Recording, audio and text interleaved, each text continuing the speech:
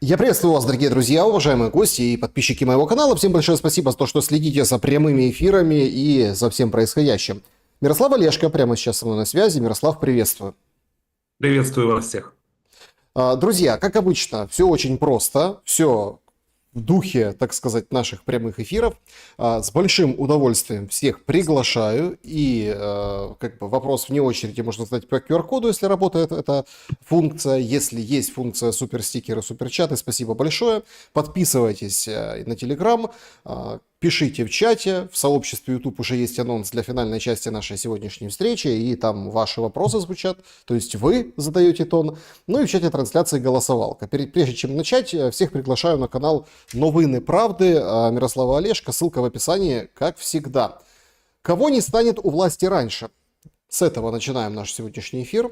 И варианты ответов. Зеленского, Ермака, Зеленский и Ермак уйдут одновременно, или раньше не станет Украины. Вот такие варианты. Голосуйте. Интересно, что вы выберете, а мы в конце подведем итоги. С этого предлагаю начать, потому что, если так откровенно говорить, то материал в Политико, который вышел вчера и был определенной информационной лимонкой, да, информационной бомбой, ну, он как-то мало освещаем, только отдельные политические как бы обозреватели высказались по большей части в защиту Ермака, мол, смотрите, какая заказуха прошла. Но это ведь не просто звоночек, это набат или наоборот, признак бессилия. Как там, например, Романенко у себя написал, что вот ничего не могут сделать с Зеленским Ермаком, поэтому вот эти грязные статейки заказывают, а как бы по факту, по делу, да, никакого влияния особо сильного Америка на банковую не имеет. Что ты думаешь по поводу произошедшего? Насколько вообще важен этот материал в духе, ну вот, времени, в духе отложенных встреч и прочего? А Романенко, ты о каком Романенко говоришь? Юрия Романенко, Юрий политологи, Романенко. да. Ну вот я вчера удивился с Юрием Романенко, который вдруг заявил после санкций на его товарища Арестовича против санкций на нас с тобой, он заявил, что нужно Кабмин ликвидировать и всю полноту власти Кабмина отдать в руки РНБО. И пусть там РНБО быстро решает, что и как делать. Я очень удивился с Юрия Романенко. Еще чуть-чуть. И, знаешь, я просто один раз в жизни видел Юрия Романенко, когда он пытался там зайти в команду Зеленского, и он ходил в их офис в 2019 году там, во время предвыборной кампании.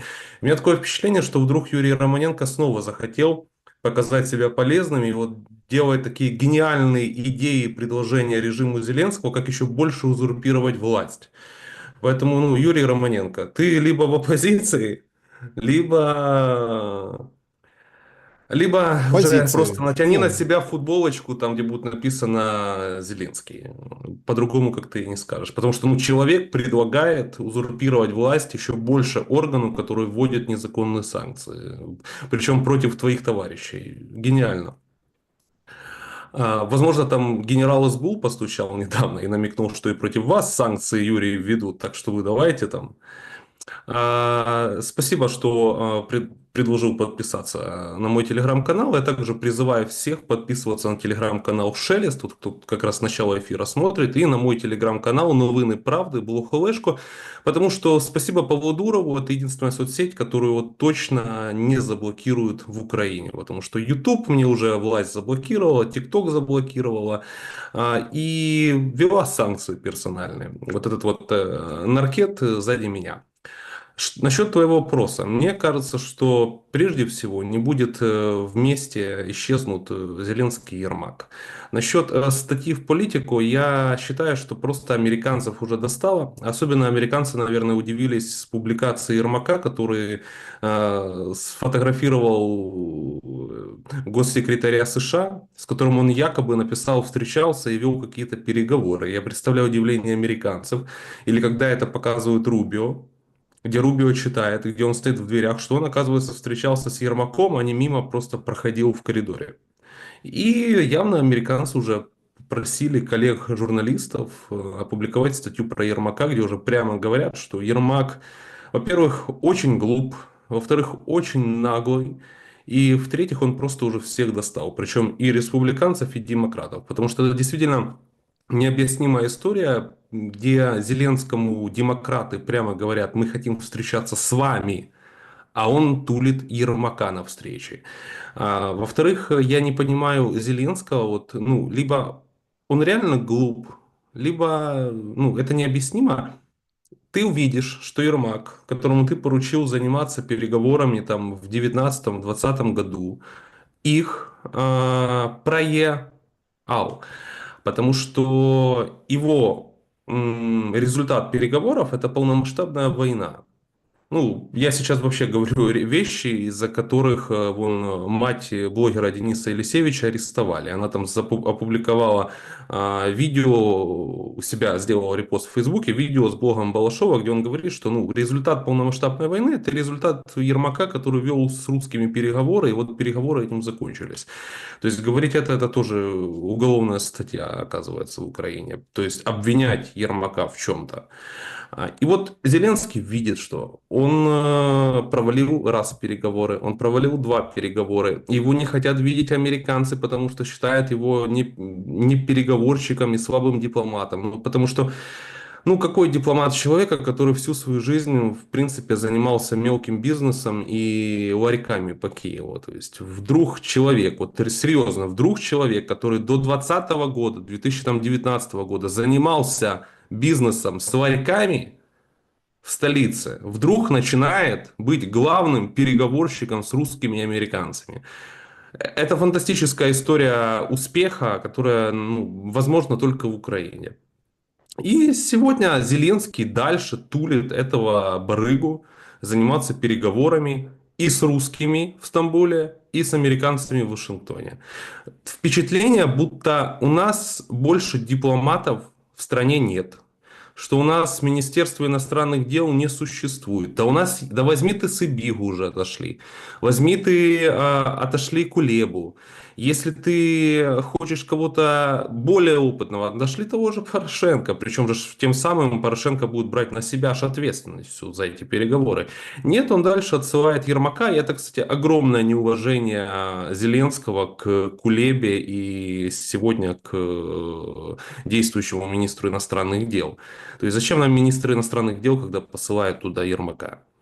Так от чего ездил, никто не понял. Выступил перед сенаторами, там вроде Знаешь, как... я задумался, что он еще ж мог соврать Ермаку, ой, Зеленскому. Представь, что Ермак реально мог вот это сделать фотографии. И то, что он опубликовал там, что он встречался и вел переговоры с Рубио, он же приехал и мог такое же сказать и Зеленскому.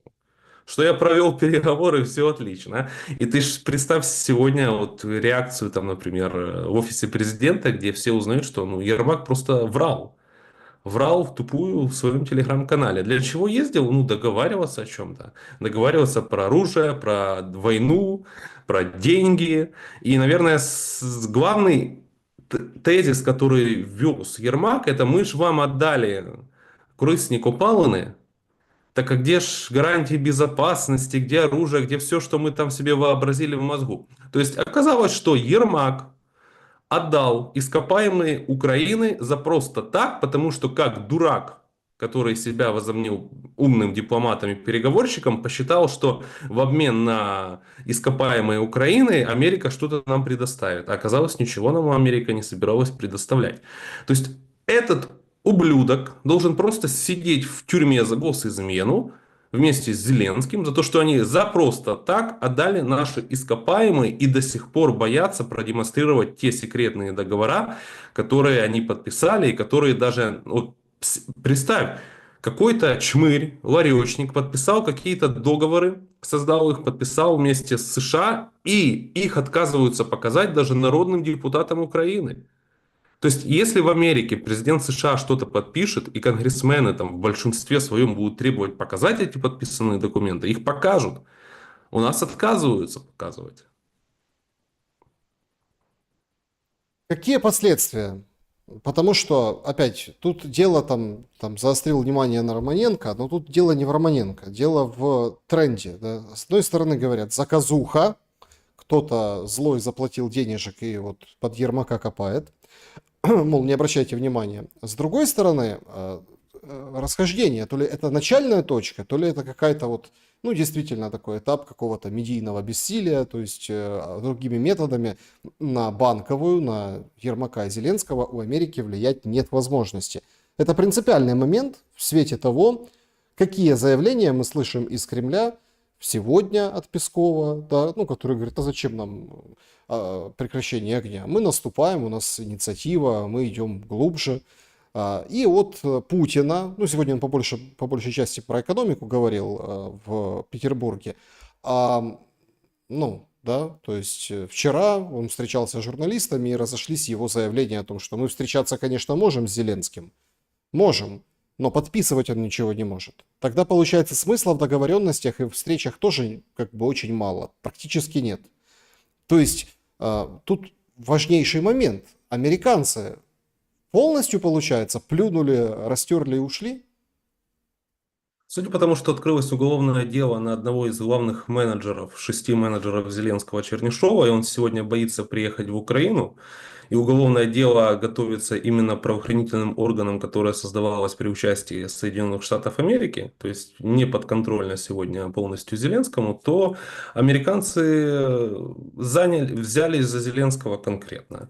И начали с одного из его бизнес-кошельков. И это, конечно, действительно какой-то анекдот. Знаешь, если бы сегодня существовал реальный 95-й квартал тех времен, когда Зеленский там шутил на сцене, я думаю, это вышла бы прекрасная сценка о том, как министр едности уехал в Европу, узнать, как живется там украинцам и что нужно для того, чтобы их вернуть в Украину, и остался жить в Европе. Это была бы прекрасная сцена 95-го квартала. А насчет Юрия Романенко, я просто считаю его очень умным человеком. Он очень умный человек. И мне очень неприятно слушать от умного человека, который свой ум сегодня использует для того, чтобы подсказать власти действующей, как еще больше узурпировать власть. Поэтому я разочарован в словах Юрия и надеюсь, он напомнится или объяснит свою позицию, что с ним произошло вдруг. По поводу уезда Чернышова. Так нормально все, Шмыгаль говорит, командировка, вернется в понедельник. Интересно, что по этому поводу думают набушники и саповцы. НАБУ — это орган Значит, антикоррупционный. пытаются порешать до понедельника, до воскресенья. Это, наверное, знаешь, типичная такая вещь. Давайте до конца недели попробуем порешать. Вот они себе сделали срок, Зеленский им поручил, до конца недели вопрос решить. Ну, вот они назвали понедельник. А потом окажется еще один понедельник и еще один. Нужно внимательно за этим следить, особенно вот за этим понедельником приедет ли Чернышов. Потому что я смотрю, даже спустили, ну, сначала эту тему где-то 1-2 дня, когда Чернышов уже поняли все, что не возвращается, эту тему удерживали.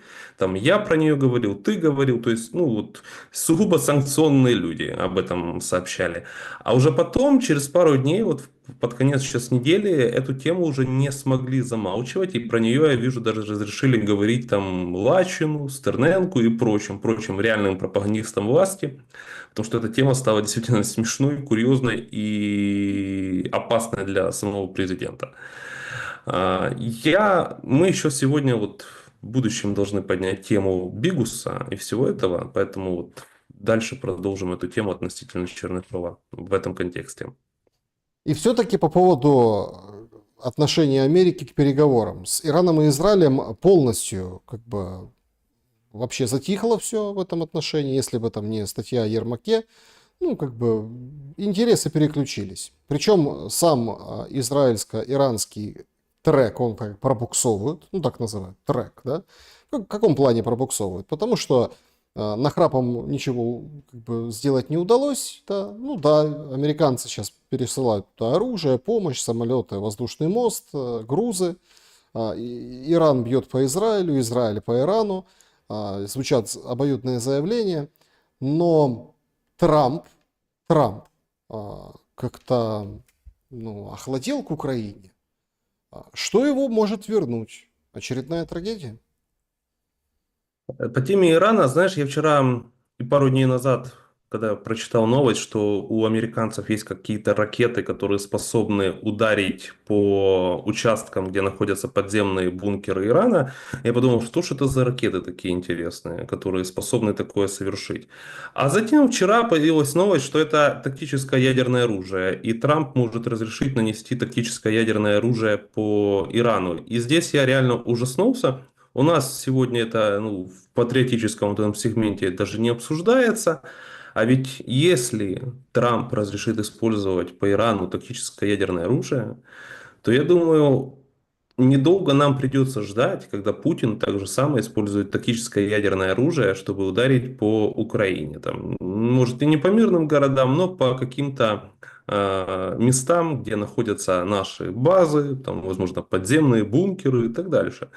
То есть, что мешает затем Путину использовать тактическое ядерное оружие? Ты же уже не скажешь, что это запрещено, что это нарушение прав человека, еще что-то. Это же американцы сделали в Иране. Почему американцам можно, а русским нельзя? Поэтому вот это самая страшная новость, которую сегодня нужно обсуждать нашим великим стратегам, которые сидят в офисе президента и в Киеве. Ну вот тебя напугала лично эта новость? Да, ну, мне кажется, это какой-то элемент шоу. Вот правда. То есть Трамп из этого устроил шоу, а по факту получается обоюдные удары ракетами, там разрушение маленького Израиля и чуть побольше удары по там, большому Ирану с какой-то непонятной силой, причем без вовлеченности пока полной Соединенных Штатов Америки. Думаю, что тут, конечно, Трамп втянется в эту историю рано или поздно, но не тактическим ядерным оружием. Это все такие больше мансы перед переговорами про ядерную сделку с Ираном. Но страдают и гибнут, понятное дело, мирные люди. Вообще, конечно, война, вот с чем нельзя не согласиться, война на Ближнем Востоке, Израиль-Иран, она как бы показывает, какой может быть война Россия и Украина. И дает нам как параллели, так и прямые отличия.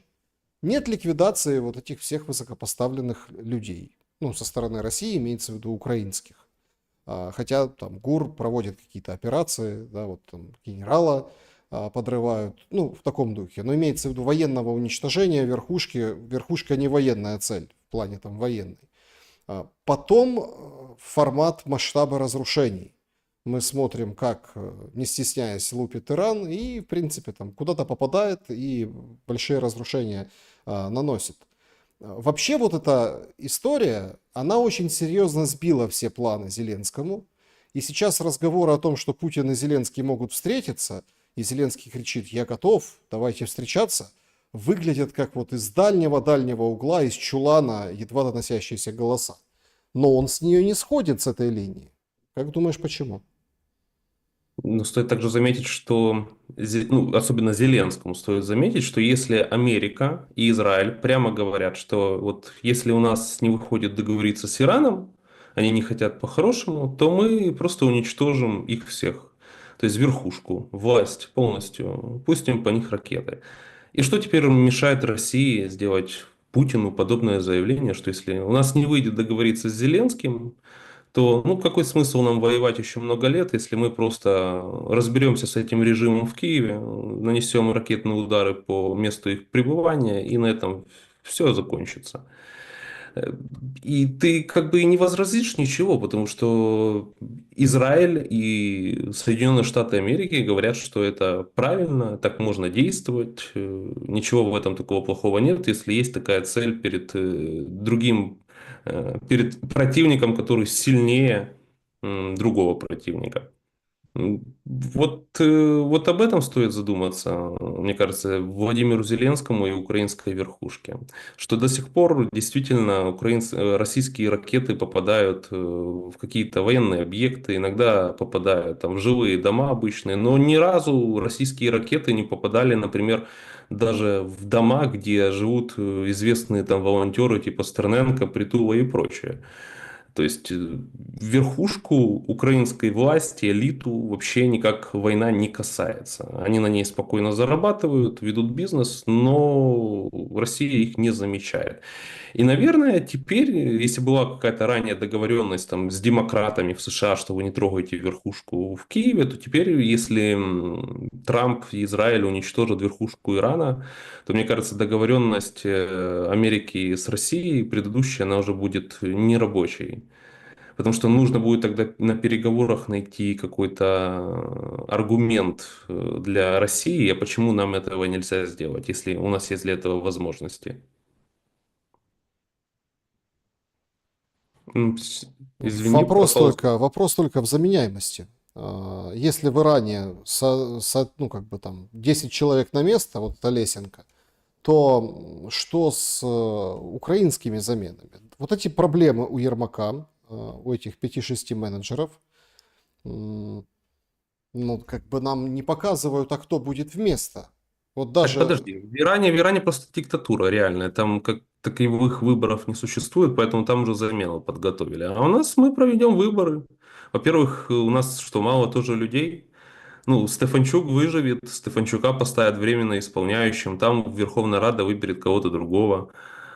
То есть у нас полно людей есть, и у нас есть полно людей в оппозиции для того, чтобы дальше вести Украину уже по мирному курсу.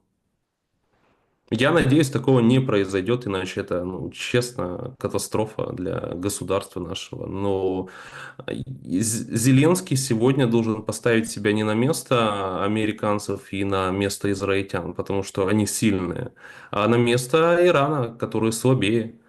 Если Зеленский этого не понимает, то он очень глуп. ну, тут можно спорить, кто сильнее, Ну, Израиль или Иран.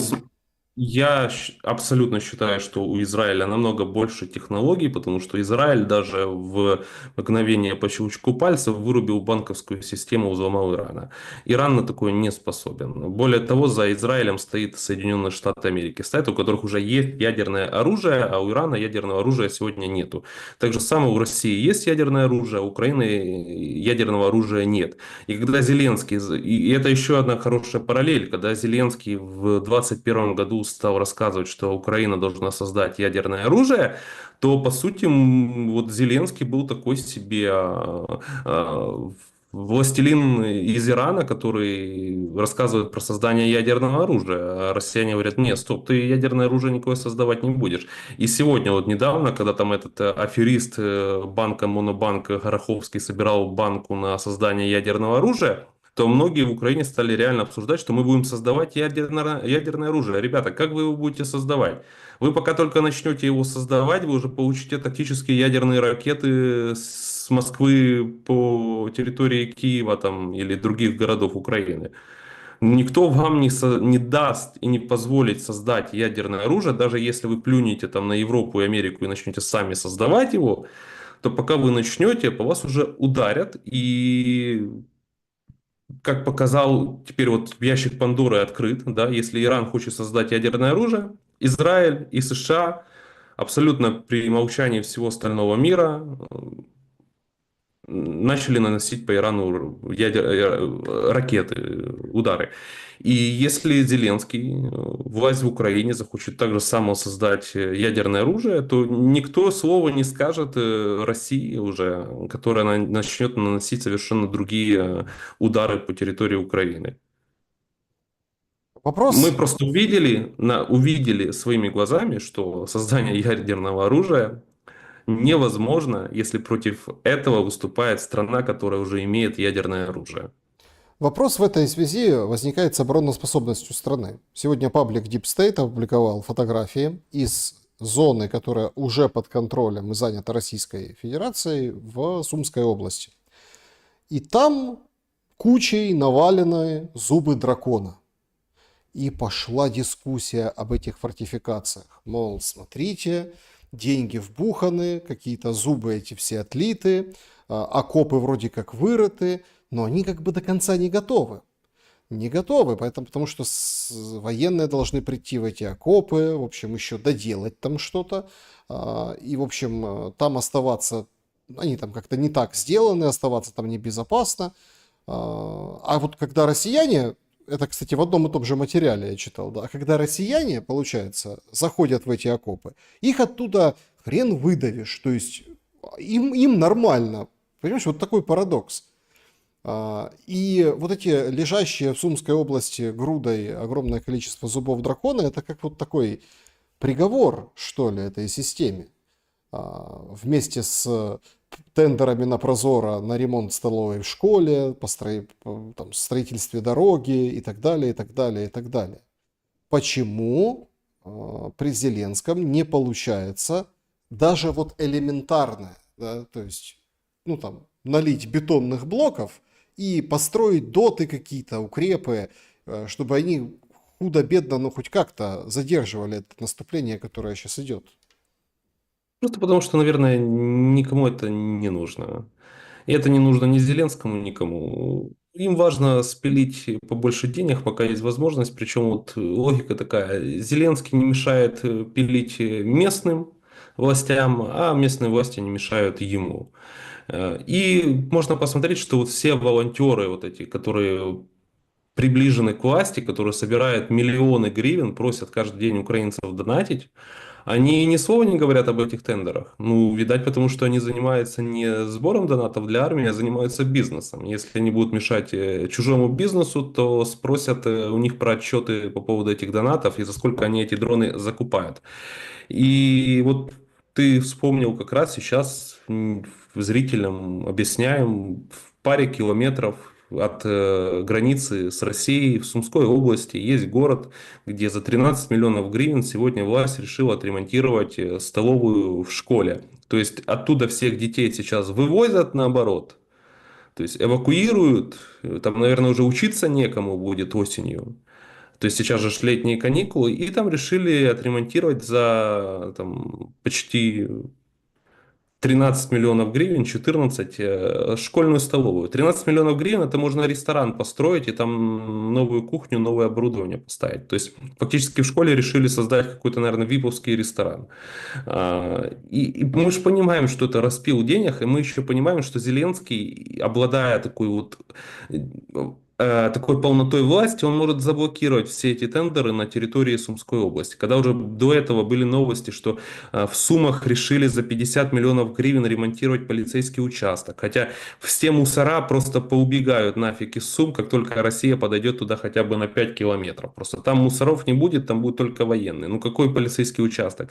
Мы все понимаем, что это распил средств. Но Зеленский это никак не комментирует, эти тендеры не отменяют, о них все молчат. И мы понимаем, что просто власть зарабатывает деньги, но зато власть в это же время ловит нас, простых людей, простых украинцев на улицах и отправляет туда погибать, чтобы просто и за счет чужих жизней, чужих тел иметь возможность еще насоздавать такие тендеры с новым бюджетом там 26 года уже в других регионах. И это ж классно, они спилят сейчас несколько миллионов долларов на Сумской области, на каких-то тендерах, ремонтах. Русские это захватят, ты ж уже этого не проверишь. Что вы там построили, что вы там отремонтировали. Они скажут, так мы же отремонтировали эту столовую, как раз вот вчера закончили ремонт, а на завтрашний день туда русские зашли, и мы ушли оттуда. Ну, так что все деньги были израсходованы верно и правильно. И это обидно, это больно, потому что мне больно от того, сколько людей погибает, сколько вот тел передали нам. 8 тысяч тел это минимум, что нам могут передать и уже передали. 8 тысяч военных погибли зря, пока эти уроды просто воруют по полной программе и выводят эти деньги на какие-то свои анонимные кошельки. И все это при участии главного коррупционера, который вот сзади меня там смеется и жарит шашлыки напротив могил. Вот. Это для меня лучшая иллюстрация сегодняшнего нашего президента, потому что это чисто людожерство. Нет, ну, с другой стороны, 8 тысяч. Телемарафон надо смотреть. Там говорят, что одно тело в разные мешка, и вот уже их два. А тут и Так знаешь, русских передали. Даже какую-то одну нашли ну, там какую-то записку и военный билет один нашли. Я так понимаю, не знаю где, но, в общем, показали, что, смотрите, там Так, русский затесался среди этого количества. так знаешь, пропаганда, она государственная идет такая сегодня в Украине, что вот погиб недавно какой-то актер театра, он воевал, доброволец, 32 года, у него есть какая-то там его жена, девушка, которая очень тоже известный блогер. И вот вчера произошли похороны, прощание в театре на Подоле в Киеве, в центре столицы. Прекрасный театр, один из самых моих любимых театров. И вот вдова, уже вдова, она в слезах вся, она выступает, и она говорит, что вот мы должны забыть русский, мы должны забыть все русское. И дальше она говорит фразу «мы должны мстить».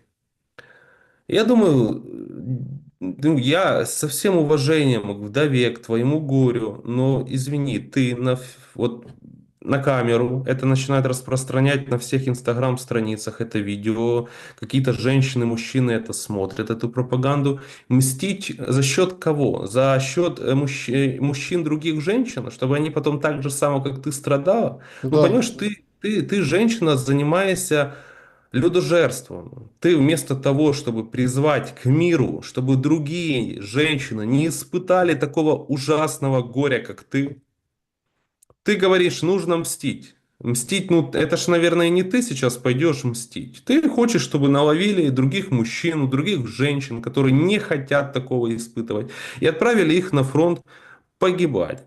То есть вот, и это же будет тогда, будут новые вдовы, такие же, как ты, они тоже будут говорить, что нужно мстить. И это такое же самое и в России, это не только, не только я про Украину говорю, что эта тема мстить может быть, ну, тянуться десятилетиями, пожизненно, столетиями может тянуться. Наоборот, нужно говорить о мире и о том, что нужно останавливать войну, потому что смерть ее мужа, этого актера театра, есть, во-первых, она говорит, она еще говорит фразу, в этом виновата только Россия. Это ее прямая цитата.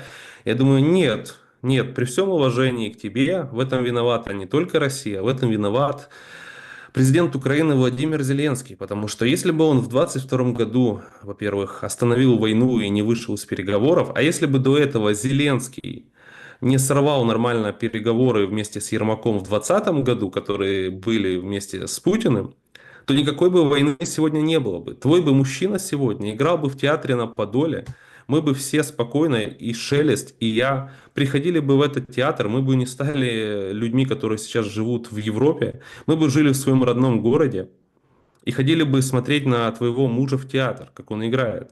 Он бы был бы сегодня жив, как и многие тысячи других военных. Потому что сегодня твой мужчина погиб зря. Это страшно говорить, это может показаться кощунством, но все смерти после того, как Зеленский вышел с переговоров в 22 году, 22 год, начало, февраль, окей, Россия нападает, мы отбиваемся, Россия совершает многие военные ошибки, отходит с территорий, все, завершаем конфликт.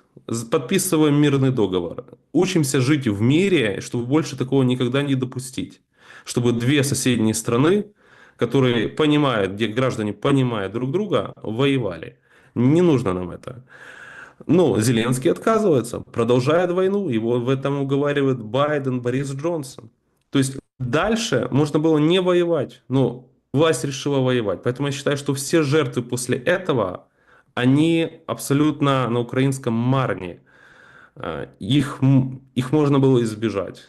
Сегодня все пацаны, которые погибают каждый день, они погибают не за Украину, они погибают за режим Зеленского, за то, чтобы вот этот чмо сзади меня дальше через своих дружков воровало на фортификациях, на школах, на едальнях и на всем остальном. А потом его министры, боясь, что их арестует правоохранительный орган НАБУ, боялись вернуться в Украину.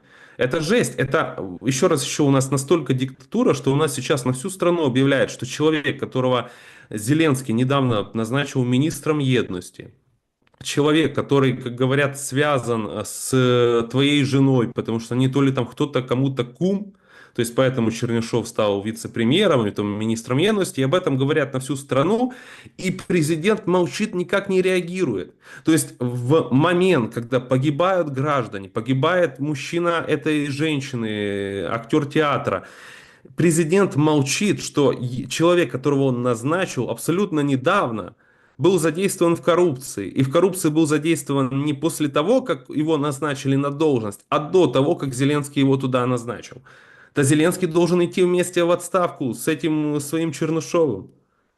И все молчат. Когда я спрашиваю некоторых пропагандистов или те, которые просто подсели на пропаганду и говорят: Олежка, там, ты зрадник, там. Я говорю: стоп, вы любите Зеленского, вы считаете, нельзя проводить выборов. У меня простой вопрос. Сколько еще времени Зеленский может оставаться при власти в кресле без выборов? Да сколько Ну, угодно. он уже год пробыл, сейчас второй год идет. И скажите, сколько лет мы можем без выборов, чтобы Зеленский оставался, и мы говорим: ну, оставайся дальше. 10 лет, 20 лет, 30 лет. Этот чмошник сзади меня вчера решил пошутить в своем вечернем обращении и говорит: Владимир Путин, я вот сейчас точную фразу давай у себя включу, и мы ее обсудим. Я думаю, у тебя она не заготовлена. А я вчера просто вот подумал, это какой цинизм. В тому числі і з Путіним, хоч він і пересидів конституційні повноваження щонайменше на 3 терміни. Я бы, наверное, подумал, если бы не увидел это на оригинальной странице, я бы подумал, что это искусственный интеллект голосом Зеленского говорит. Но нет, это наш чмошник, который пересидел уже свой конституционный срок, говорит: Путин пересидел свой конституционный срок, и вот я с ним все равно готов общаться. Это он типа так троллит Путина, да? Но я больше это вижу, что он троллит нас, троллит украинцев. Если ты считаешь, что Путин пересидел, то прокомментирую как бы свой пересид в кресле. Ну, это такое лицемерие. Просто. Вот, если россиянам, белорусам нравится, что их президент сидит в кресле 20, 30 там, или 15 лет, это их дело. Но нам не нравится, что ты без выборов сидишь ценой крови простых пацанов в кресле уже 7-й год. Мы тебя настолько не выбирали. Более того, ты сам обещал в своих интервью, что если у тебя не выйдет окончить войну, ты уйдешь. Ты просто возьмешь и уйдешь. И сегодня еще Зеленский, пропаганда говорит, что он не может уйти, потому что выборы нельзя провести. Так он может добровольно подать в отставку, и все.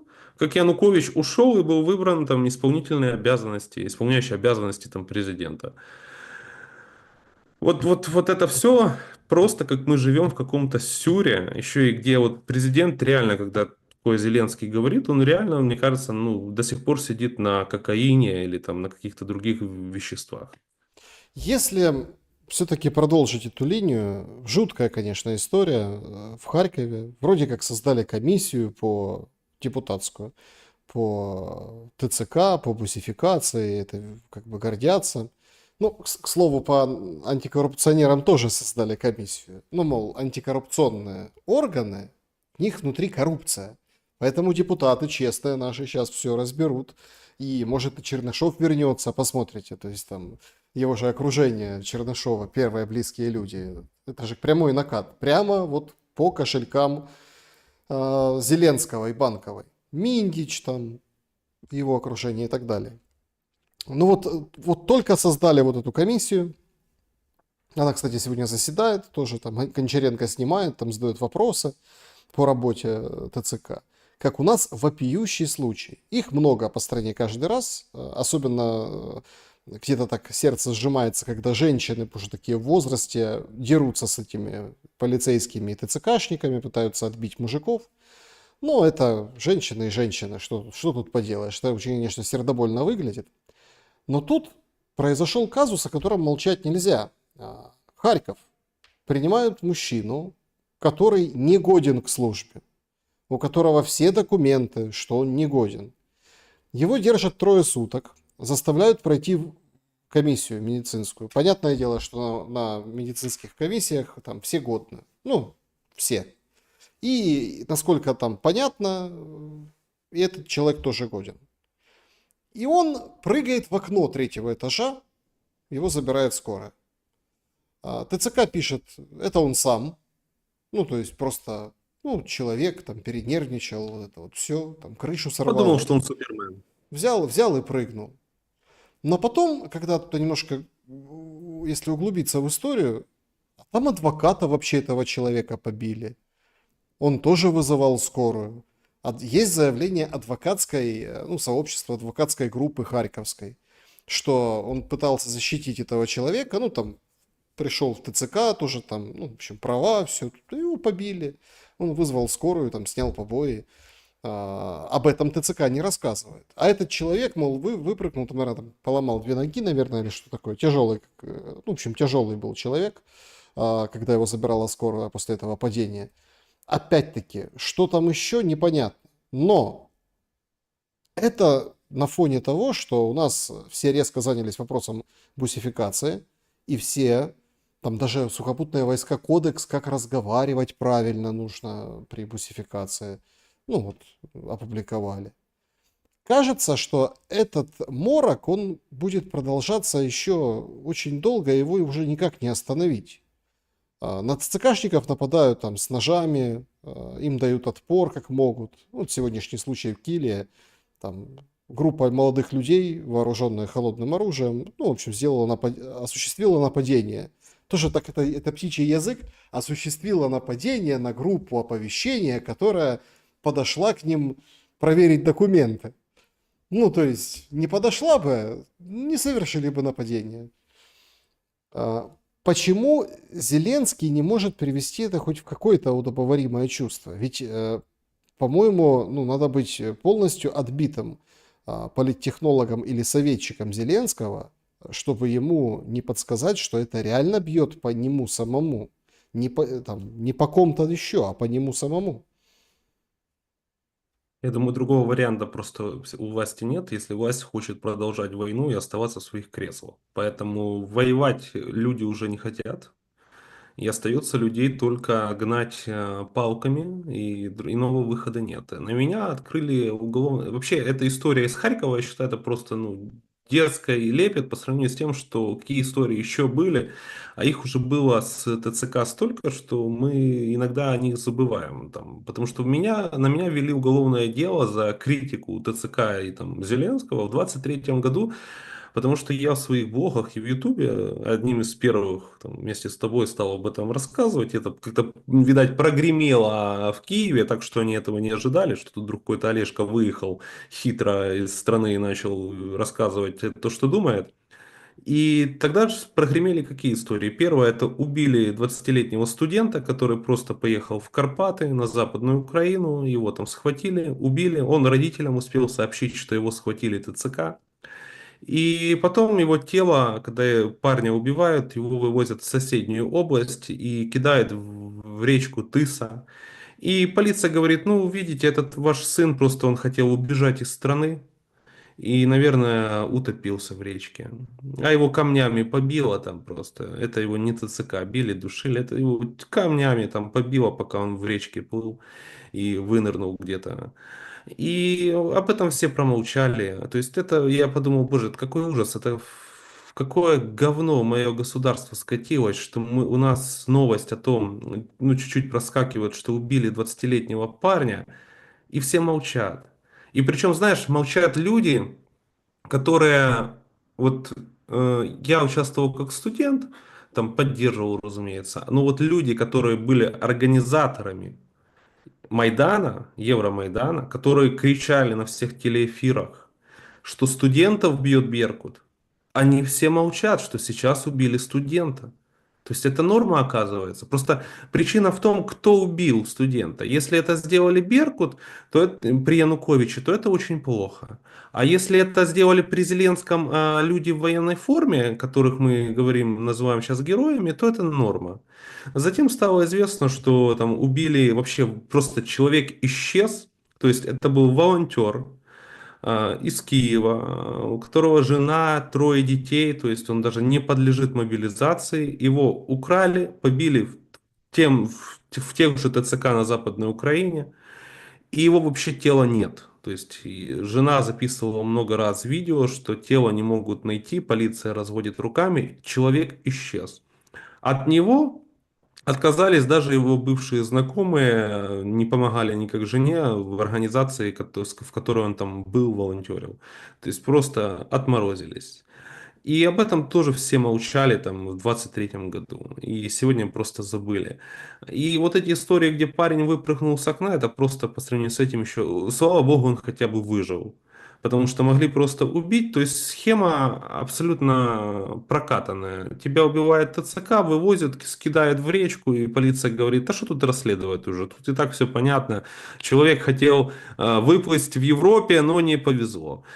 И так же самое и власть действует к своим политическим критикам. То есть, если бы мы дальше с тобой оставались в Киеве, нас бы, если бы не арестовали, поступили бы проще, нас бы мобилизировали и отправили куда-то на фронт.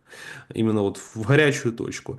То есть, фактически власть убивает своих критиков, но руками чужими, там, русских ракет или Да, мы дронов. в прямом эфире сейчас, друзья, 18:46. Путин дает, ну как, беседует по итогам. Была программная речь, она больше связана была с экономикой на форуме питерском, а потом вот сейчас такая дискуссия, да, панель дискуссии в этом мероприятии. Он говорит о том, что трагедия, происходящая в Украине, это не результат нашей работы, а последствия тех, кто не смог смириться с текущим положением дел.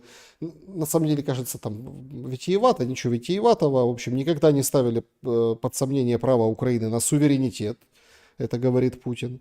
Значит, безопасность, отмечает, что нужна безопасность, и готов был встречаться с Зеленским и ставить точку в 2022 году, но приехал Джонсон и отговорил их.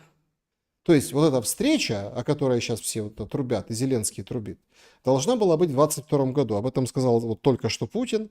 Ну и, конечно, говорит о том, что русские и украинцы – это один народ. В этом смысле Украина вся наша. И что принципиально важно, там, где сапог российского солдата, оттуда уже никто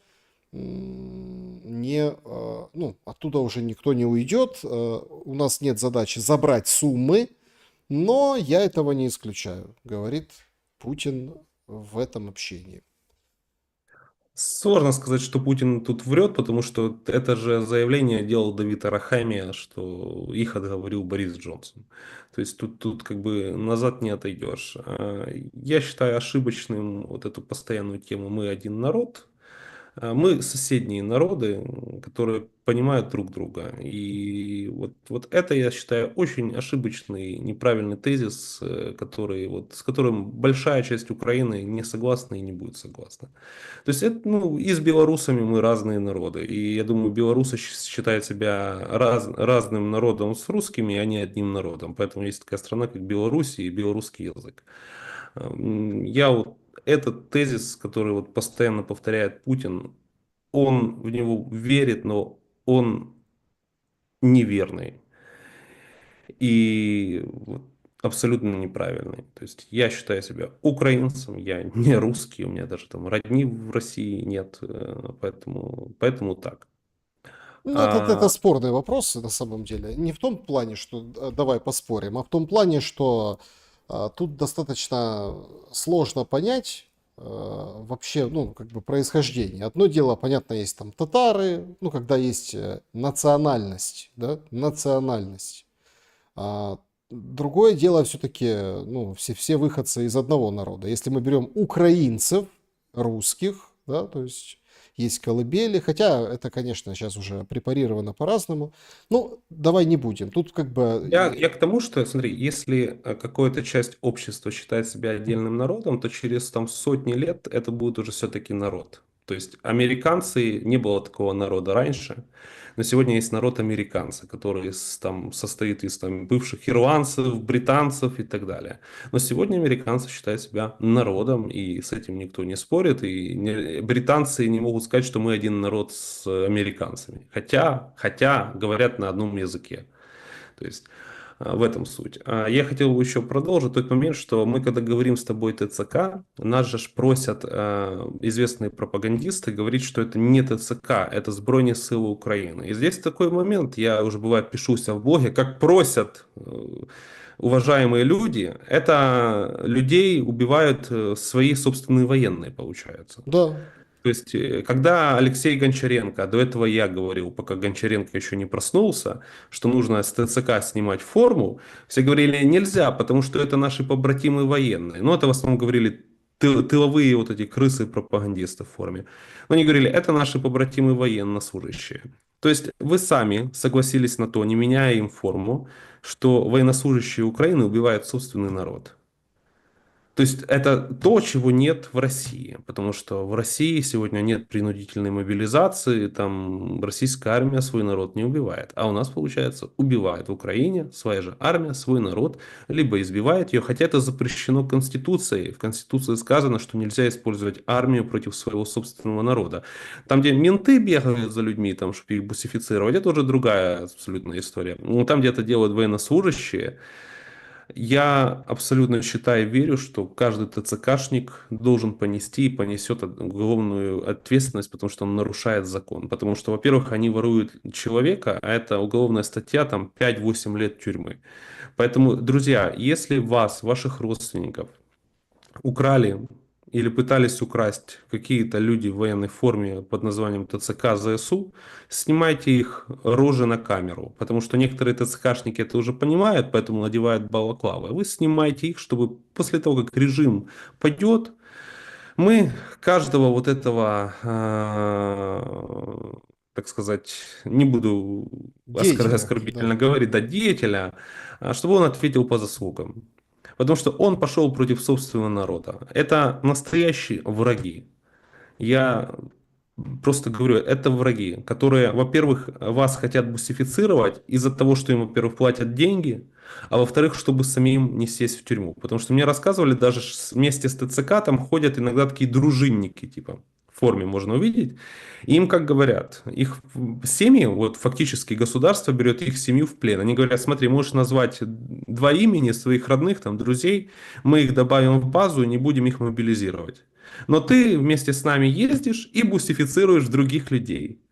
То есть вот такая античеловечная схема работает в стране, которую называют европейской, и европейские доноры помогают этому государству. Мне вот очень хочется дождаться этих времен, когда режим Зеленского падет и начнется свобода слова. И когда, вот представь, как европейским лидерам придется оправдываться за то, что они поддерживали подобное. Возможно, они к тому времени уже все проиграют выборы, и там будет в Европе другая власть.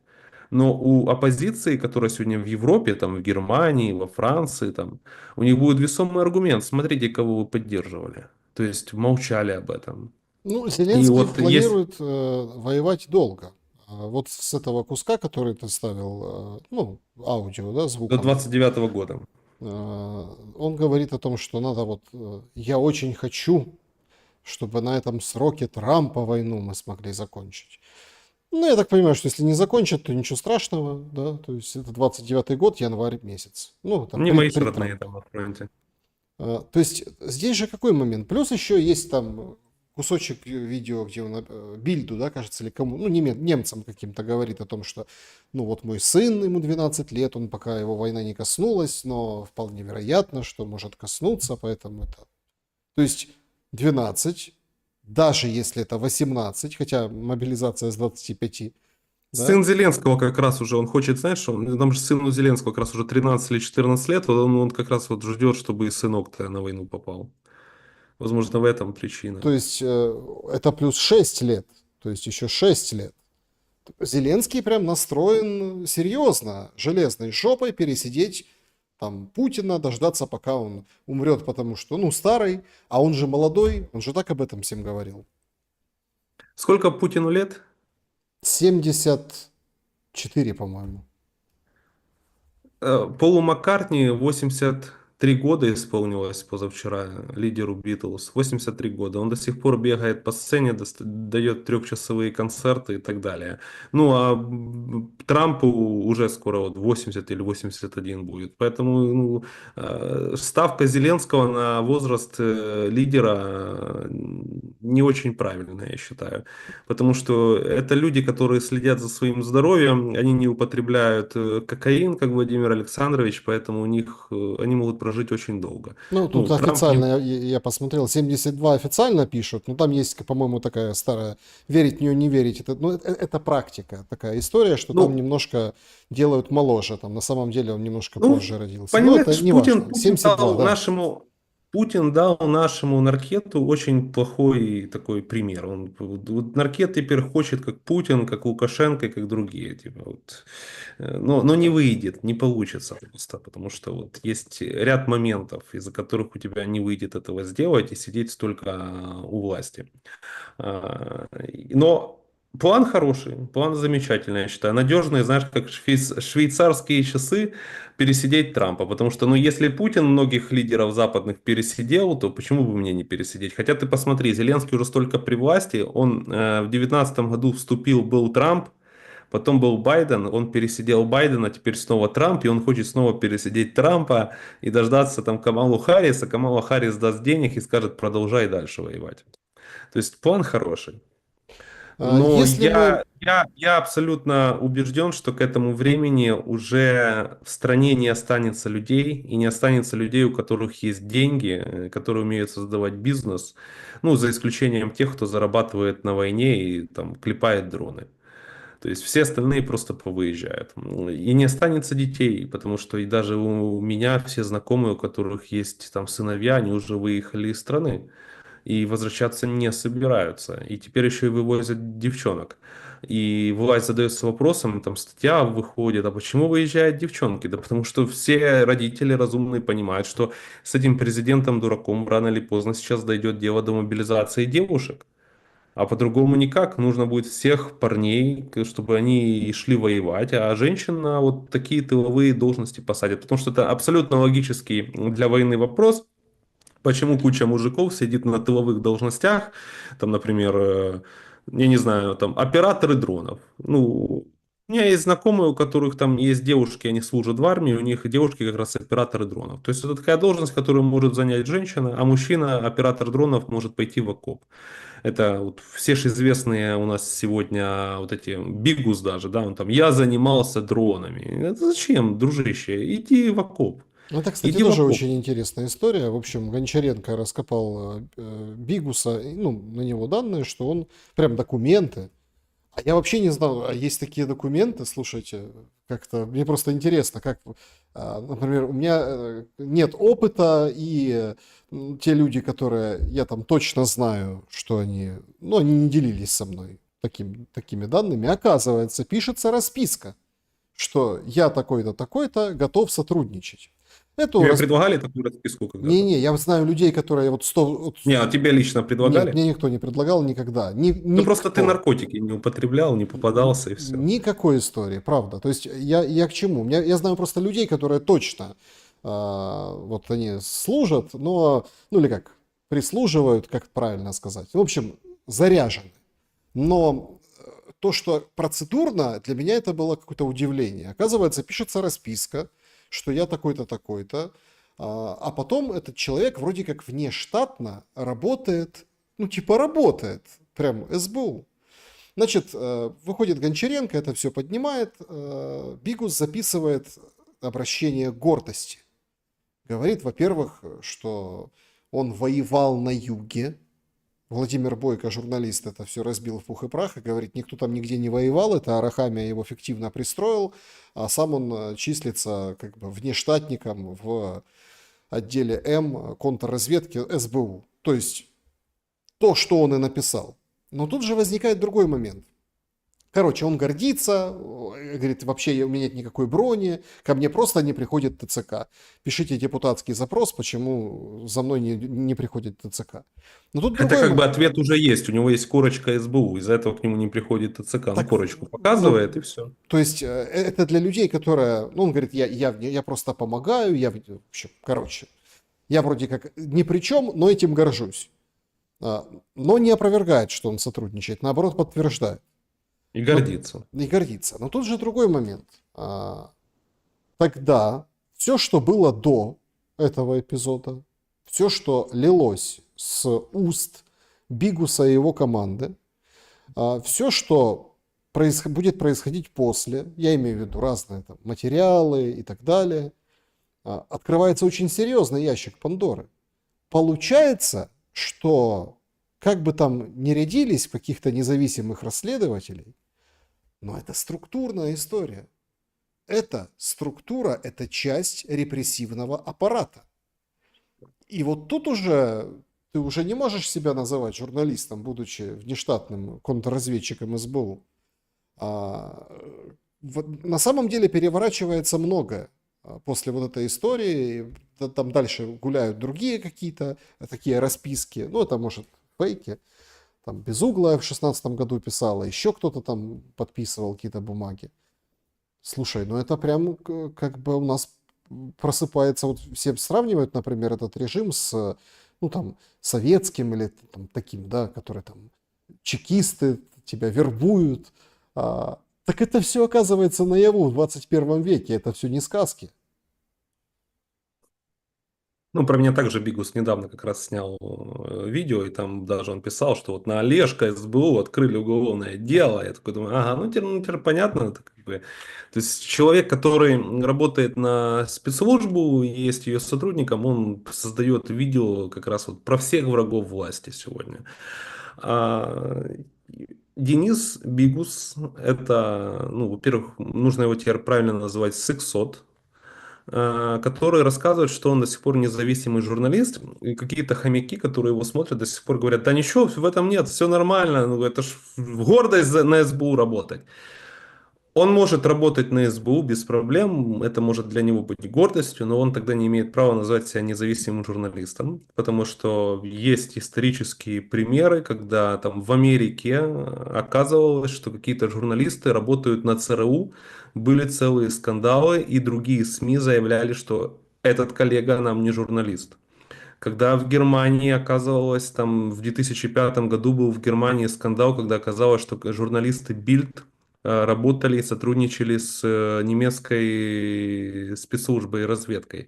Тогда другие СМИ также заявили, что это просто позор, потому что не может независимый журналист работать на спецслужбы. Так само, если там в той же России кто-то работает на ФСБ, это не журналист, это сливной бачок. То есть Денис Бигус это сливной бачок власти. Он озвучивает, ну, к его материалам нет доверия, что это он решил там про кого-то записать видео. Нет, это ему подсунули материал. Поэтому в будущем даже, ну, ты обрати внимание, сегодня все остальные СМИ и журналисты закрыли свои рты и молчат. Они там открывали рот на меня, тебя, но они не говорят, что смотрите, Денис Бигус, вы теперь не независимый журналист, вы не наш коллега. Они все сейчас позакрывали рот, то есть это еще раз говорит про уровень диктатуры в стране, что просто боятся даже открыть рот против коллеги, который работает на спецслужбу. Раньше в Украине такое представить было невозможно. Я уверен, что если бы это было там 5 лет назад, то про Дениса Бигуса бы там все от него публично бы открестились, все остальные вот журналисты. Но скорее всего все остальные журналисты, которых мы известно Они знаем, это тоже. Михаил Ткач, Янина Соколова, да я тебе больше скажу, Борислав Береза, который сегодня корчит из себя оппозиционера, он ведет в Ютубе свой блог, экс-народный депутат. Я ж был удивлен, когда Бориславу Березе хотели выписать повестку в 2022 году, я лично понимал, что это действительно заказ власти, что власть решила его на фронт запихнуть, типа, по-быстрому. Я тогда даже Бориславу в личку написал, говорю, Борислав, я тебя поддерживаю, мы хоть с тобой враждовали, но я как бы понимаю, что тебя власть просто хочет сейчас от тебя сдыхаться. Он написал мне: Мирослав, спасибо. Проходит 2 года, я выезжаю из страны, на меня власть открывает уголовное дело. И для меня это был, наверное, такой вот реально удар, нож в спину. Береза пишет в этот момент пост. Олежка, против которого СБУ завели уголовное дело, ну, за то, что он критиковал Зеленского и ТЦК, это враг. Это не просто критик власти, как я и другие, это враг государства. Я сейчас только потом понял, что ну, он это говорил, потому что его тоже завербовали. Мне один человек в погонах, который вот именно порядочный, рассказал, что когда в 22 году Береза отказался от получения повестки, он быстренько нашел себе хорошее теплое место там у друзей в батальоне. Там. Ну, чтобы тебя власть не отправила неизвестно куда, ты должен найти самостоятельно место наперед, пока ты еще не попал в ТЦК, потому что не получится. Но, тем не менее, он начал критиковать власть тогда, находясь в армии, он там критиковал легонько власть.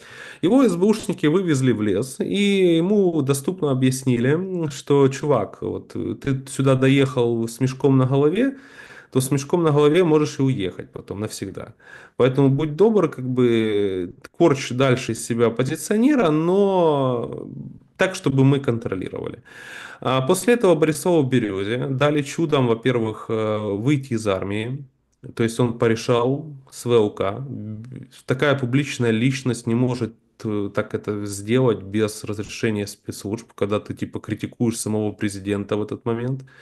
И ему позволили выехать, и он еще очень смешно, он критиковал Олежка, меня и там Андрея Луганского за то, что вы, крысы, уехали из страны, а потом мы узнаем, что Борислав Береза уже пару месяцев находится в Эстонии. Я думаю, ну, уровень лицемерия агентов СБУ просто невероятен. Так вот, дальше Борислав Береза 3 месяца назад, или в апреле, по-моему, или в начале мая, он пишет пост, когда Гончаренко там начинает воевать с Бигусом. Наш великий оппозиционер в Европе пишет пост, извините за маты, ну давайте без матов, отцепитесь от Бигуса. И сейчас-то мы понимаем вдруг, что он же пишет, не отцепитесь от там журналиста. Он говорит прямым текстом, отцепитесь от моего коллеги по службе. Потому что, ну, понимаете, у нас с ним одни кураторы. Мы с ним вместе как бы сотрудники службы безопасности Украины. И сейчас же, кроме Борислава Березы, за Бигуса вступился Сергей Стерненко, который, ну, как известно, это уже всем, что он агент СБУ, он как бы этого даже не скрывает. Да. Нет, так в этом же, Да. смотри, тут же Да, и какой я имею, посыл? я имею в виду, что эта история, она палит сегодня не Тут же, только тех, кого мы уже знаем, вот, но и тех, кто еще до сих пор тут же посыл скрывает и не какой? признает этого. Война идет, страна в опасности. Конечно, я в обойме СБУ и горжусь этим. Как тебе реакция? Очень просто. Я, ты, простые любые бустифицированные граждане просто так в СБУ не попадут. То есть, вот я говорю, я хочу в СБУ служить, там задачи выполнять, мне скажут, Вася, вали.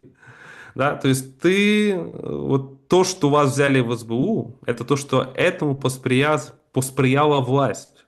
По-другому никак. И то, что ты там упомянул Давида Арахамия, так, скорее всего, оно и было. То есть, иначе бы Бигус просто очутился бы в обычном батальоне в пехоте. У Александра Дубинского был адвокат. Этого адвоката власть мобилизировала. Вообще в Украине сегодня настолько диктатура, что прокуроры имеют бронь от мобилизации, а адвокаты не имеют. То есть, и этот вопрос не поднимает ни один европейский или западный там, парламентарий, либо там, защитник прав человека. Как так происходит, что в демократическом якобы государстве прокуроры имеют бронь, а адвокаты не имеют. И тем самым прокуроры могут влиять на то, чтобы адвокаты не защищали своих клиентов. И адвоката Александра Дубинского мобилизировали. Его отправили служить не в СБУ, его отправили служить сейчас в Сумскую область. Так что такая вот история. Да, И значит, друзья, давайте подведем итоги нашего сегодняшнего вопроса. Кого не станет у власти раньше? 9% Зеленского, 11 Ермака, 29 Зеленский и Ермак уйдут одновременно, и 51% не станет Украины раньше, а власть, видимо, еще останется. Ну вот такие итоги, что скажешь? справедливые итоги. Но хочу еще до конца сказать, что в будущем, когда власть сменится и сменится руководство СБУ, если это будет порядочное, то мы узнаем полный список всех, кто сотрудничал со службой безопасности. Понимаешь, а Бигус хочет сейчас притвориться и косит под дурачка, что он вот именно с теми СБУшниками, которые воюют на фронте, проводят спецоперации. СБУ, оно, к сожалению, очень разное. Есть СБУ, которая действительно там воюет против другой страны, там, против России, а есть СБУ, которая воюет против собственных граждан. Просто за то, что они там не работают на другую страну, они не госизменщики, они просто вот у них другая позиция, они критикуют действующую власть. То есть СБУ это политическая структура, и это политическая структура, которая вот записывала же видео против самого Бигуса, то есть они там снимали, вели видеосъемку, как И потом Бигус всех поснимали, повыгоняли. употребляет наркотики. То есть Бигус в своем видео не объяснил одну простую вещь. Вот как так случилось, что СБУ снимает видео, как ты употребляешь наркоту, а потом тебе в мае через пару месяцев выдают корочку. И тебе же не просто выдали корочку, он еще проигнорировал. Он подписался не под тем, чтобы служить Родине, а под тем, чтобы сообщать СБУ во всем, что он услышит, выполнять задачи их. А тут вопрос, а СБУ кто его контролирует? Какие-то военные, которые вот порядочные? Нет, его контролирует Олег Татаров, Андрей Ермак. То есть ты крыса, которая в будущем будет сливать даже если ты публикуешь информацию какую-то про коррупцию власти, то, скорее всего, ты просто лупишь там внутренних оппонентов самой власти. Вот и все. Независимой журналистики в Украине больше нету. Ну, хотя есть, мы с тобой. Ну, Но тут нас же, очертили врагами народа. тут же как бы дело Понимаешь, если бы такое. мы с тобой просто так же захотели сотрудничать со службой безопасности, если бы мы просто молчали про коррупцию, если бы мы говорили, воюйте дальше, и пусть уничтожается наша страна и наши города, пусть граждане дальше погибают марно, то нас бы с тобой тоже бы не трогали, мы бы с тобой сейчас жили в Киеве, там одели бы с тобой вышиванки или там военную форму какую-то и рассказывали в военной форме мы с тобой, что вот нужно воевать до конца, потому что мы с тобой воюем вот в телестудиях и другие должны, только на фронте.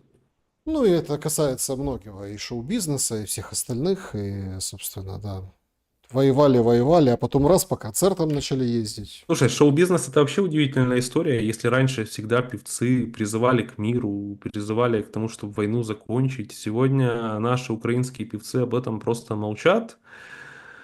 Их все устраивает, а что не устраивает? Верка Сердючка ж может тоже спокойно проводить концерты себе, да, там, только не перебарщивай, там, не на русском языке, а то не переходи границы, Верка Сердючка. А так может спокойно ж себе выступать, выезжать за границу, там, зарабатывать деньги.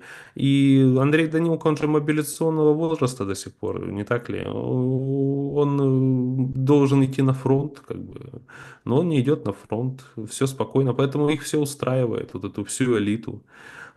И это нужно не забывать, вот тех, кто показал себя так в такие сложные времена.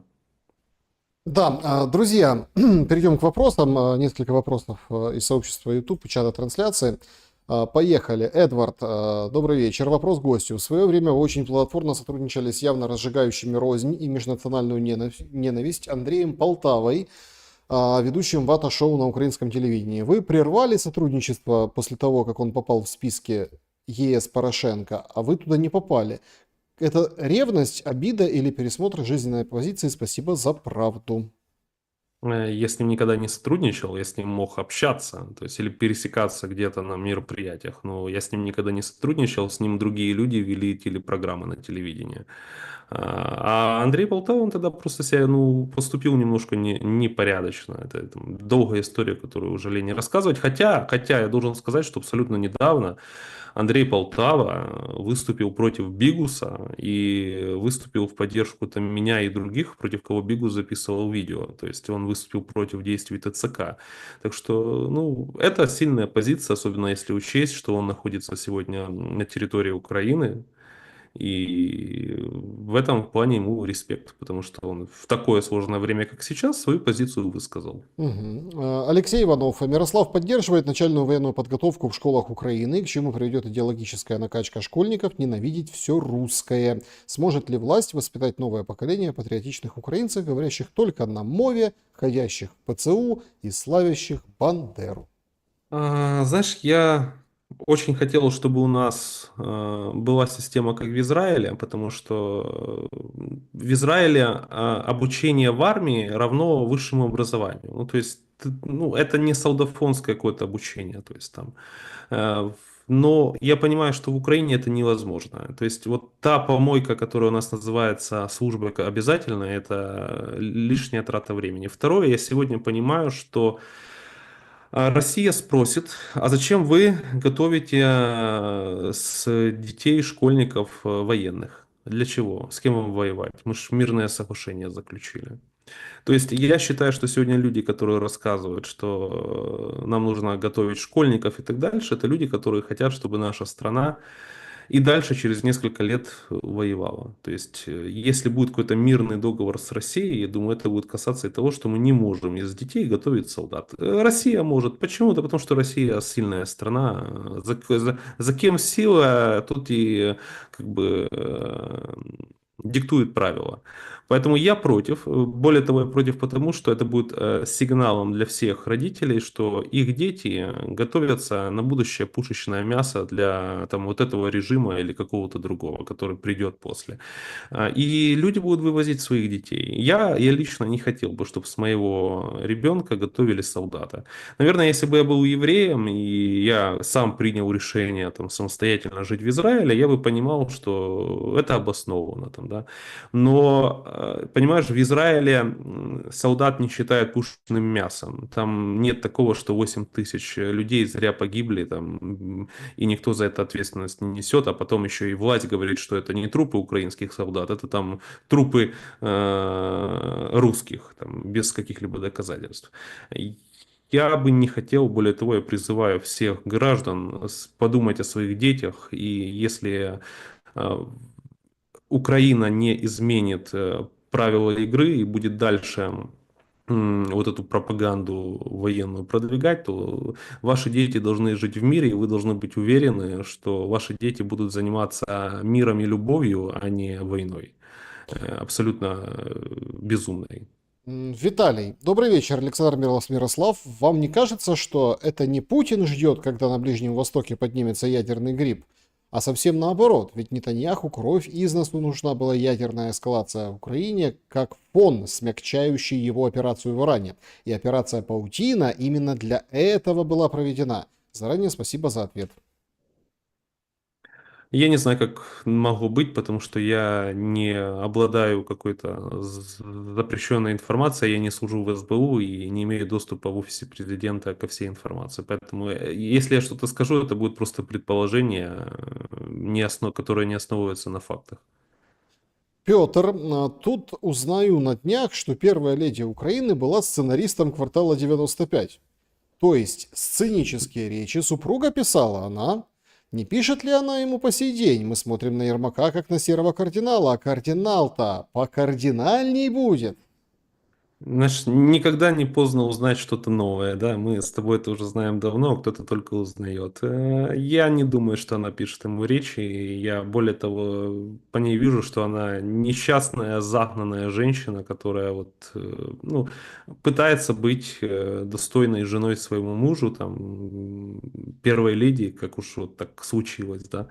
Но мне ее искренне жалко, и более того, она живет в своем мире очень сильно. Есть интервью, вот недавнее, где ее спрашивают в лоб, можно сказать, ручная телеведущая, журналистка в интервью спрашивает первую леди, скажите, вот вы решили в условиях войны заниматься аудиогидами в европейских музеях, чтобы там появились украинские гиды.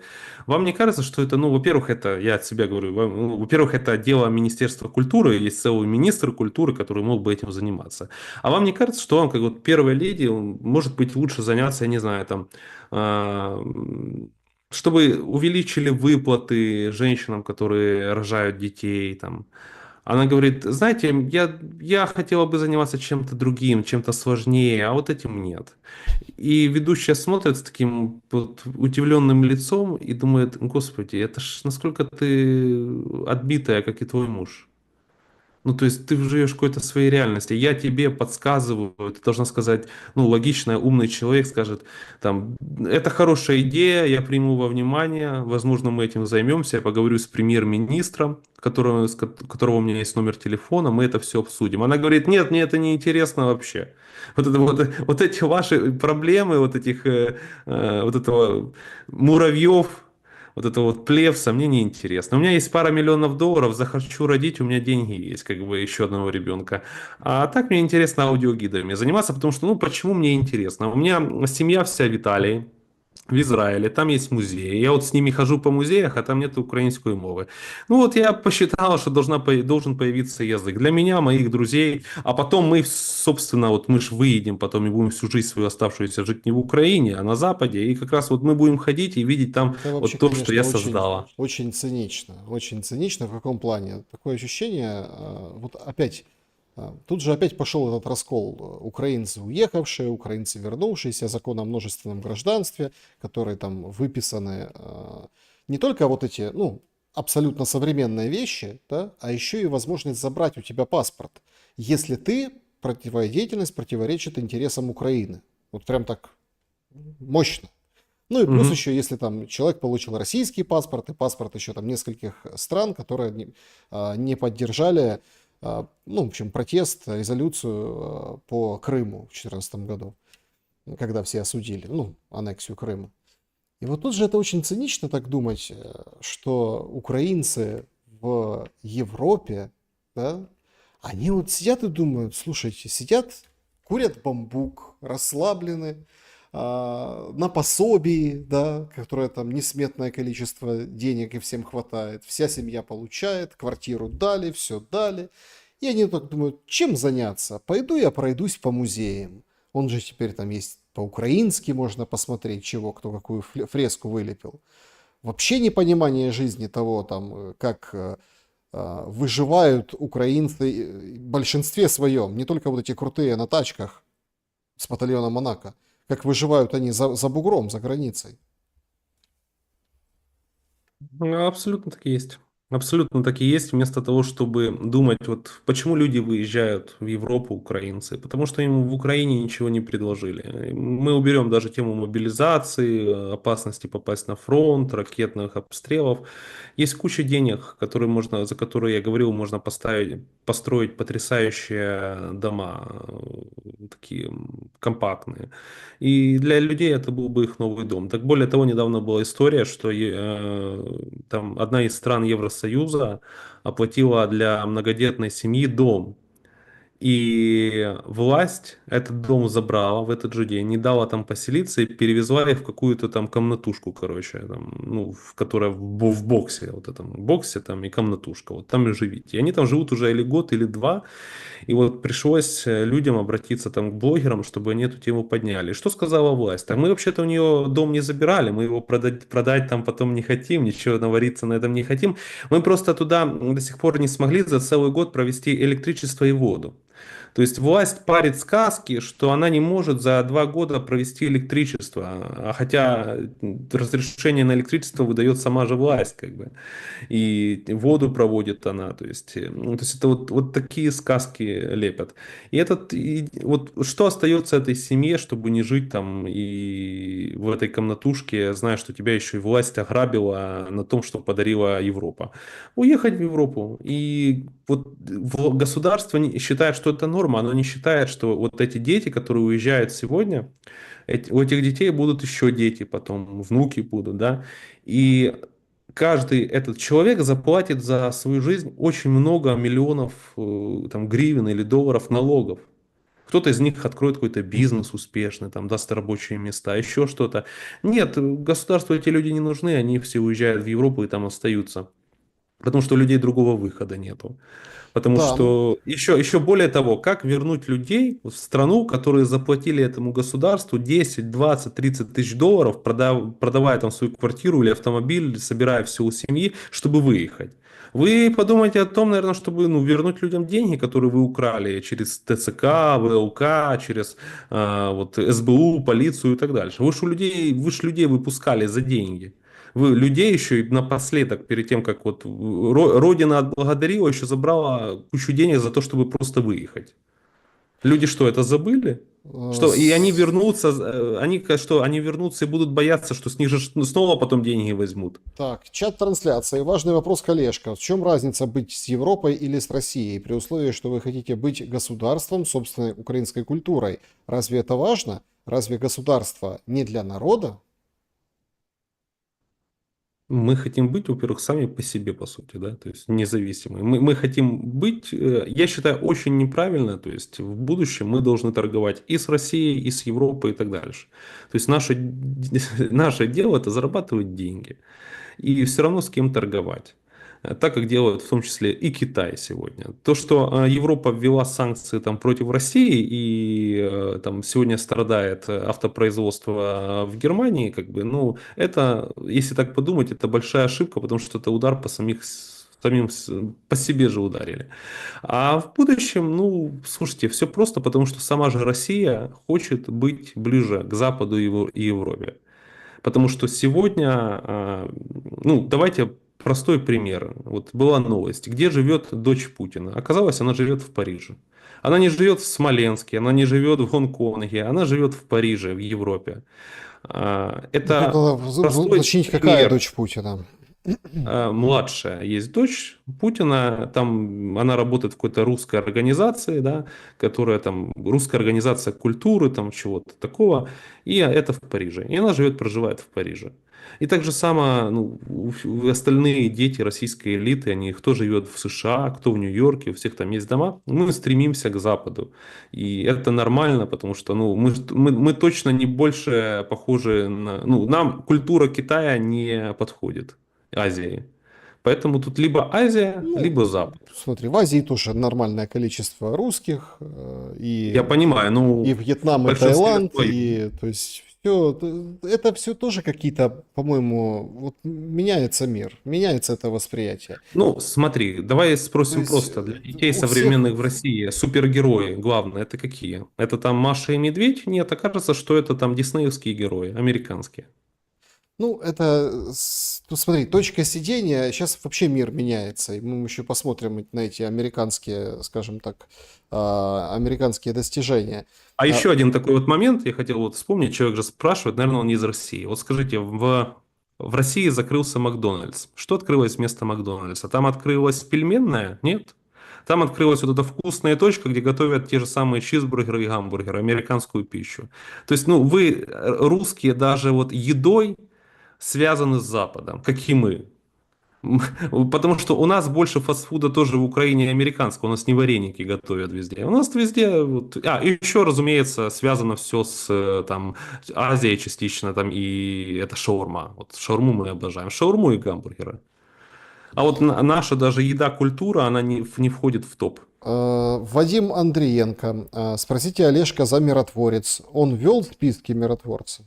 Нет, я не вел списки миротворца. Более того, я считаю абсолютно адекватным, в том числе и даже Российской Федерации, вести списки тех, кто предал твое государство. И это нормально. Но миротворец, к сожалению, превратили в помойку, где стали добавлять своих собственных граждан.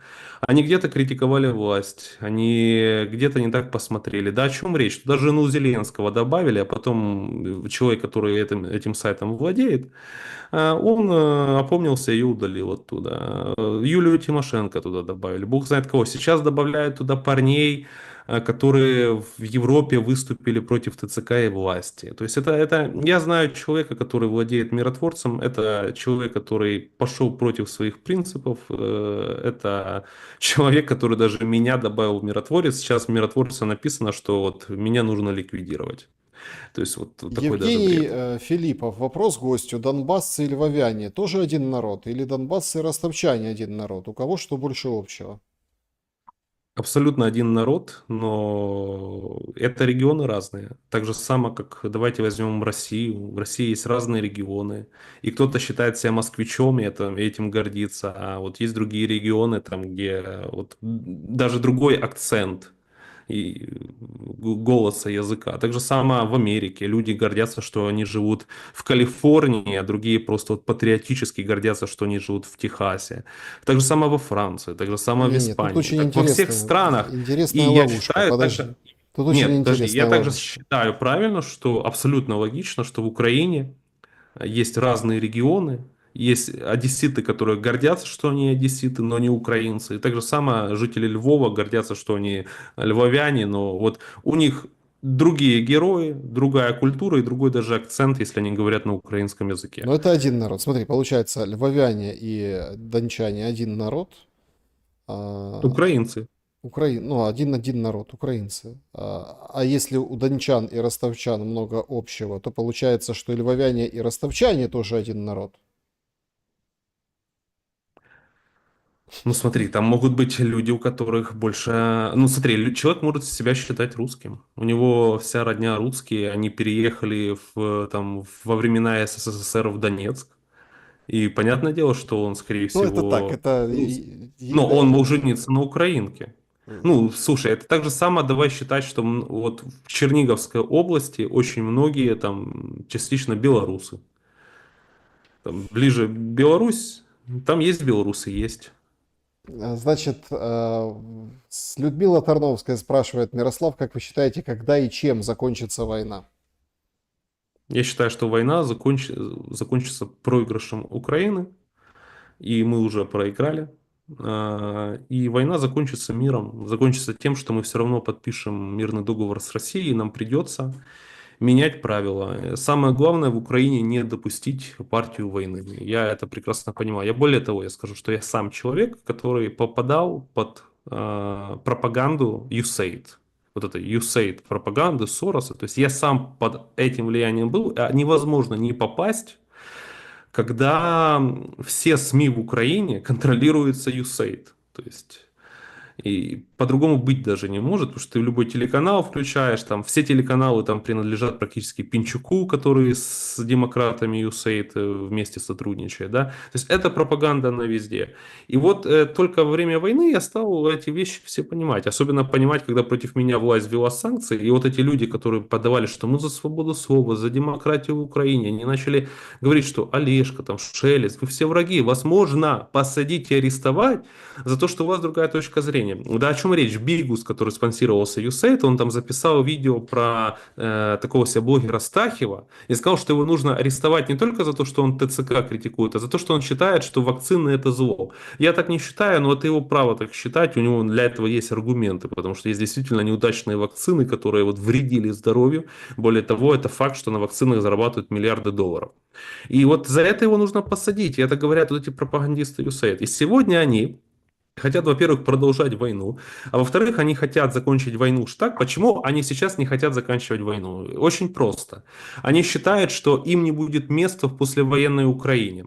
Особенно пока сейчас у власти Трамп, и вот это будет подписано мирное соглашение. Они хотят, чтобы у власти была условная там Хиллари Клинтон, и вот тогда они, возможно, подпишут с Россией какой-то там мирный договор, чтобы дальше в Украине остаться и вести ту же самую, вот когда они же вот говорят, что зачем нам останавливать войну, потому что война все равно будет через 5-10 лет. Почему они так говорят? Абсолютно правду говорят. Потому что они дальше хотят быть у власти, дальше заниматься вот этой всей пропагандой и дальше показывать Российской Федерации, что возле них находится страна, которая есть проектом антироссия. То есть, и это просто абсолютный факт. Чтобы войны не повторилось, я считаю, абсолютно адекватный пример – это Грузия, где Россия после всего, что произошло, не нападает. В Грузии живут свободно, в Грузии грузинский язык, грузины живут в мире.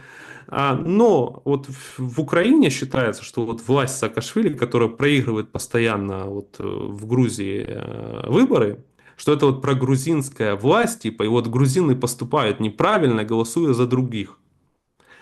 А я спрашиваю, а вы не понимаете, что грузины понимают, что вот другие вот эти оппозиционеры, связанные с Саакашвили, грузины считают, что они принесут им войну снова в их дом. Поэтому они голосуют за тех, вот, кто сегодня в Грузии власть. И в Грузии сегодня мир. И также будет в Украине. То есть власть будет проукраинской, да, то есть там, но она будет вести свою политику так, чтобы мы жили в мире с нашими соседями. То есть мы, чтобы остановить войну, сегодня вот эта USAID пропаганда, она говорит, мы не должны понимать и изучать позицию России, почему она считает, что нужно им воевать. А я считаю, мы должны понимать, почему Россия сегодня воюет. Даже если мы считаем, что это неправильно, что это ошибочно, но мы должны понимать позицию России, почему они с нами сегодня ведут войну. Либо ведут войну именно они, некоторые говорят в России, что мы ведем войну типа не с Украиной, а с Западом. Мы должны это понять тоже. Потому что я сегодня уже, вот европейцы прямым текстом говорят, нам выгодно, чтобы Украина дальше воевала, чтобы Россия не была для нас проблемой на Балтике. А нам это нахрен не нужно, как украинец говорю. Пусть себе в НАТО воюют как хотят, только нас не трогают. Почему я должен страдать со своими родственниками, со своими друзьями из-за того, что там Европе хочется воевать с Россией? Пусть Европа найдет общий язык также с Россией там, и не воюет.